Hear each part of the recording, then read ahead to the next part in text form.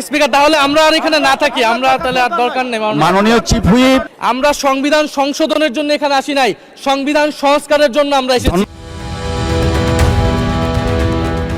আমরা সংশোধন নয় সংস্কারের জন্য এখানে এসেছি বলে মন্তব্য করেছেন বিরোধী দলীয় চিফ হুইপ নাহিদ ইসলাম। রোববার 29শে মার্চ বিকেল ৩টায় ত্রয়োদশ জাতীয় সংসদের প্রথম অধিবেশনের মুলতবি বৈঠক শেষে গণমাধ্যমে তিনি এসব কথা বলেন। সেই আদেশকে অমান্য করা হচ্ছে, সেই আদেশকে অসাংবিধানিক বলা হয়েছে, যার ভিত্তিতে আমরা এখানে এসেছি সেটাকে তিনি বলেন গণভোটের আদেশকে অমান্য করা হচ্ছে, যার ভিত্তিতে সংসদে এসেছি তাকে অসাংবিধানিক বলা হয়েছে। স্বরাষ্ট্রমন্ত্রী সংবিধান সংশোধনে কমিটি করার প্রস্তাব এনেছেন, তিনি এই প্রস্তাব আনতে পারেন না।